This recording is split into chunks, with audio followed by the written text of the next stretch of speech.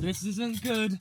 Brace yourselves, because Red Bull have had to do something drastic. They are giving up one of their most proud traditions. And from what I'm about to tell you, you will understand why it became such a paint in the neck. However, this news is pretty serious, and might explain why we've also not seen McLaren be as frisky with its own one-off liveries, as well as Ferrari's thing at Monza, where it was just a different coloured number. Have you noticed that there's been a considerable drop in these special one-offs this year compared to last year? Well, there might be good reason for the fact that, well, everything's looking a lot more close these days, and that is pretty much the main reason as to why Red Bull has cancelled their custom liveries for both Singapore and Austin. The team explained that whilst they were mixing the paints together and testing it out, it added a lot more weight than expected to the car, and that, including vinyls, adds a couple of kilos. And whilst that wasn't much of an issue in 2023, when Max was wiping the floor with the competition and they could afford to be creative, times are tougher. And them not doing this really indicates that what's going on behind the scenes at Milton Keynes is really, really serious. These couple of kilos that are being lost to potentially this paint mix or vinyl mix or what have you could be the difference between them not performing and performing. And whilst this may not seem like anything of interest, it might seem quite boring and you might be quite happy that they're not doing these wacky custom paint jobs. This is a really big admission from Red Bull that they are taking the matter at hand seriously when it comes to why Red Bull has effectively gone sideways this year. I don't think they've gotten worse, they've just sort of plateaued and everyone else has just gone whoosh. The team are usually proud of their custom liveries or special designs, and it really didn't stop them in 2021 releasing their white Honda Tribute livery right in the middle of an even fiercer championship battle, the most fierce that we'd seen in decades. Yes, of course, in 2021, the issue regarding paint wasn't as much of a big deal, although admittedly, Red Bull were the trailblazers in introducing matte paint, which apparently saved about 6 kilos over the whole car. But it was a nice little tribute and a little bit of fun. It was a really great design as well to pay tribute to Honda when they were going to leave and then suddenly they didn't and now they're coming back again. Can you see how much Honda vacillates? Them not doing this is a really, really big deal. The fun is over at Red Bull. And at the same time, Mercedes are really rubbing salt into the wound for the fact that Toto and co are bringing a special one-off livery to Singapore just to make things look all the more difficult because, let's be real, Mercedes aren't going to win the Constructors. They're not really going to get third unless Red Bull really fall off the pace and Mercedes get an uptick again.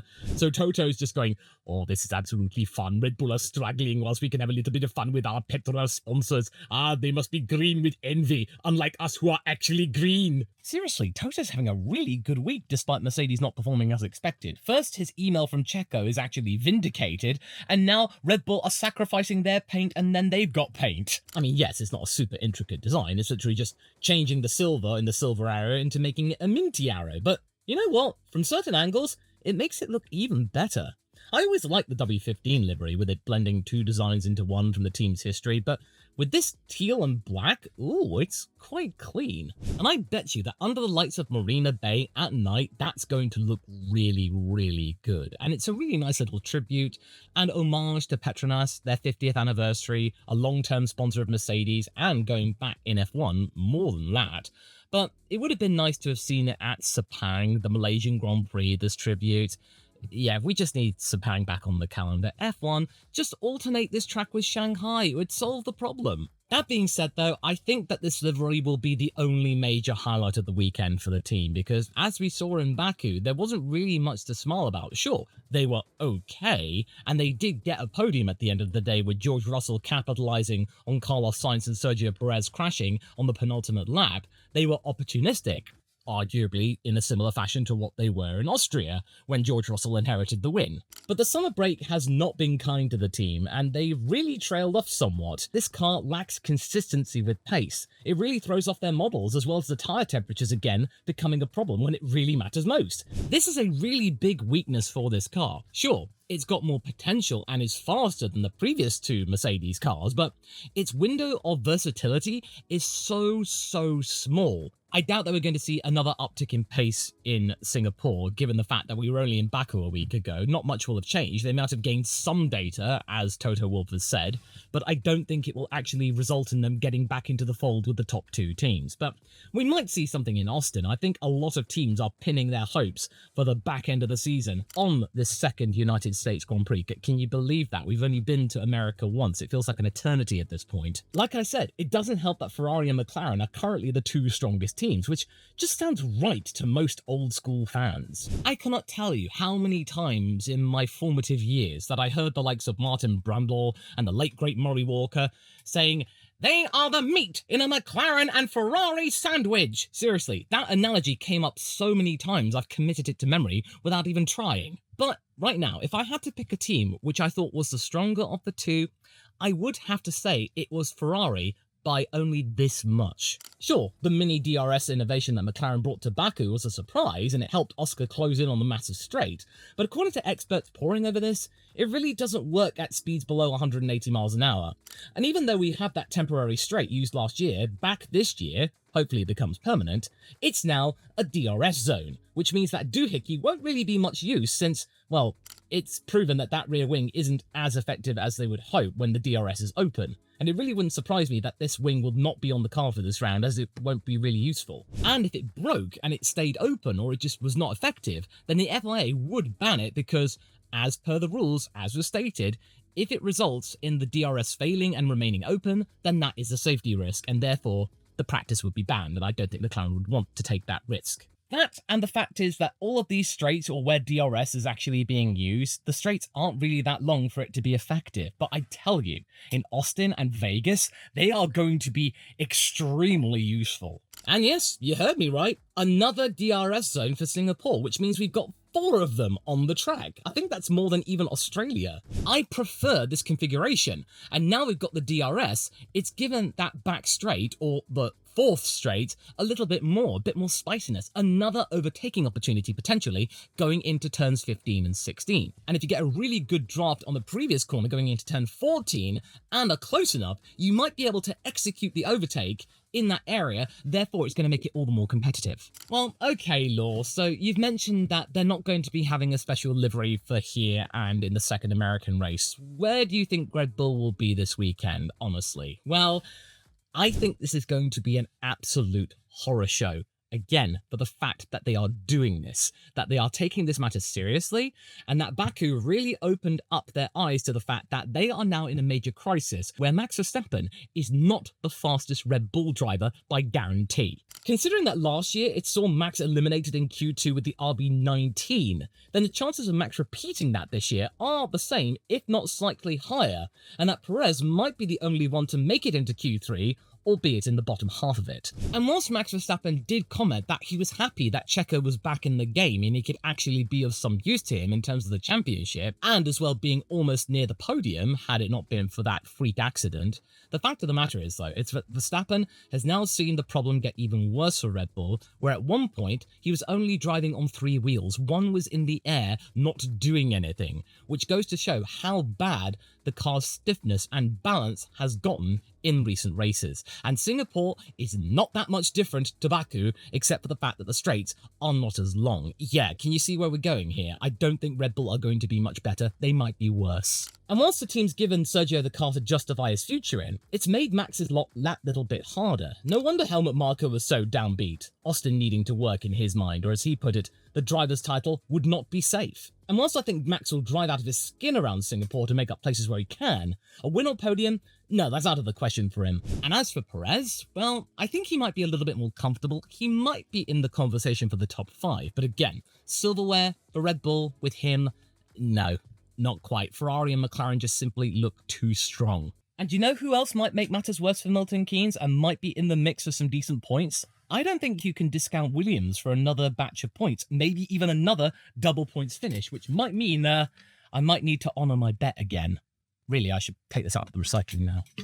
To get both cars into Q3 and stay in the top 10, that was a shot across the bow aimed squarely at Haas and VCarb, even Aston Martin would have to pay attention somewhat, even though Alonso did finish ahead of them. They should be safe in that regard. Now, even though Williams have had a really bad rap when it comes to public relations this year, they've really been dragged through the mud when it comes to the handling of Logan Sargent and the awkwardness that James Vowles has displayed regarding Carlos Sainz's acquisition and what he said about Mick Schumacher as well.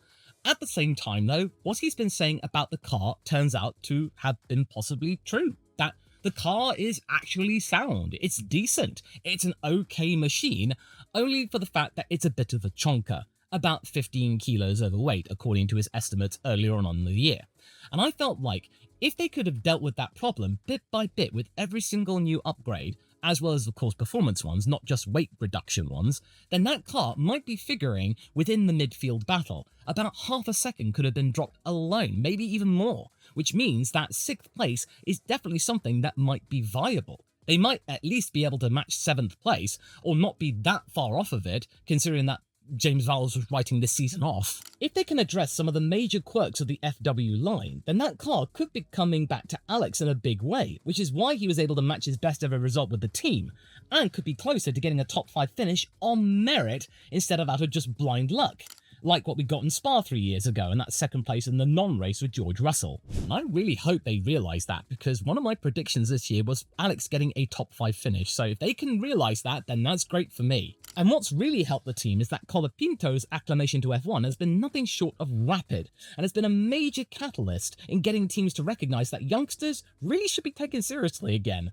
enough to change the zeitgeist of hanging on to drivers past their prime simply because they're commercially reliable. I don't see why Williams can't repeat what they did in Azerbaijan, getting 2 cars into Q3 and at least one of them getting into the points, maybe even both of them for 9th or 10th or something like that. Every little helps. They'll be chipping away at the likes of Haas and VCarb. They really need to be getting on top of their cars because they might not be safe where they are right now. I'm also stoked for Vegas given how good they were last year before the team bungled their pit stop strategy, but that's for later at the Vegas Grand Prix. If they can keep up this momentum, then fantastic, we've got even more competition. And even Papa Stroll should cast an eye in Grove's direction, especially for 2025, when they've got Carlos in the car. And I get the feeling that another chugging might be in the offing, so Franco, if you keep scoring, I'll keep honouring my bet. And as to who else I could see scoring and getting in the top 10, I really can't discount Fernando Alonso either, simply for the fact he has now taken up residence on Cloud 9. He will keep on smiling like a Cheshire cat for the rest of his days until Adrian Newey's first day in the office, maybe even longer than that. We might never see an angry Fernando ever again. He's also quite good around Singapore as well, having won it a couple of times, one of them albeit awkwardly and in bad circumstances. Perhaps showing up Lance as well, whose Q1 crash will be replayed ad nauseum on social media. I think Pierre Gasly might be a decent shout as well. Yeah, it's a bit of a long shot considering where Alpine are right now, but you've really got to look at what he was doing around Baku. And the fact is, though, is that had he remained 13th, started 13th, he might have ended up in the points, considering he was really happy with how his race went. He only went down to 18th due to a disqualification due to a fuel flow irregularity, which actually made the car worse, so who's to say that Alpine might have been even better in the hands of Gasly? And whilst there's very little to be happy about regarding Alpine at the present moment, they might be improving in the fullness of time with their new team principal, who seems to have a more optimistic outlook, and they've got one little ray of sunshine. Things might be looking up for the likes of Alpine, with Pierre Gasly now readjusted, having won the battle with Ocon, Jack Doohan coming in, some young blood, and somebody who's been part of the Alpine Academy. They can turn the page on their Piastri saga. Things are looking up. And as for Esteban, well, I don't really know. Is he just going to be coasting the rest of the season? Has he checked out because there's not really much more to gain? Alpine are now 9th. Williams are on the ascendancy. It's going to take a minor miracle for Alpine to catch up to Williams this year. So he might have mentally checked out. And I think he might be happy to see the back of Enston, much like how the team are happy to see the back of him. So he's just sort of getting his paychecks, waiting out the clock, and just sort of coasting, you know? Maybe he might want to go out on a high, but I don't think so. He's got a seat next year, Komatsu has total faith in him, and he's looking at Haas and thinking, well, hey, they're getting their ducks in a row, so, yeah.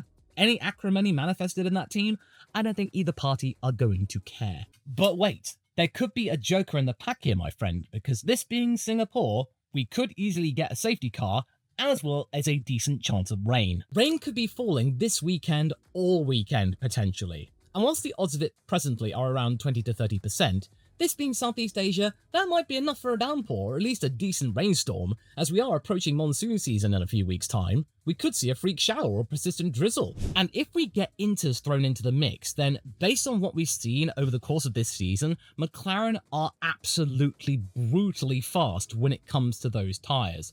In Silverstone, before that team order snafu with undercuts and what have you, leaving Piastri out there, McLaren were just blasting through the field like they were nothing. The McLaren on the Inters, even back in the MCL 60 days before the Silverstone upgrade, they were still really good. So that easily could be a thorn in Leclerc's and the Scuderia's side, but that's really hanging on the fact that we are going to be getting rainy conditions. If we don't, we might get a similar picture to what we saw in Baku, since the compounds of tyres are the exact same, C3, C4, C5.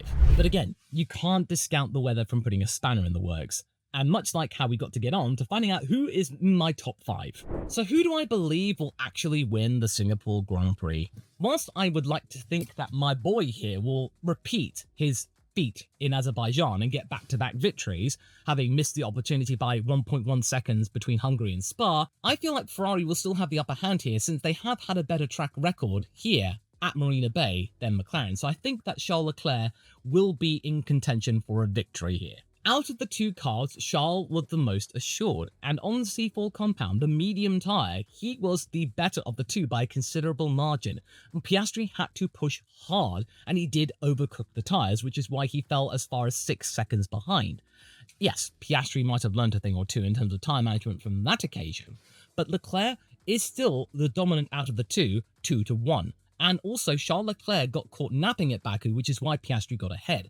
Charles won't fall for that move again, so Oscar made the most of that opportunity. It's going to be even harder to get past if Leclerc gets pole and Piastri or Norris are right behind him. But, as I touched upon, if the rain were to come into play, then I feel like Ferrari will be the second fiddle to McLaren, because they are just really good, and Ferrari have shown that they are not exactly that great when it comes to calls in terms of changing from dry tyres to wet tyres.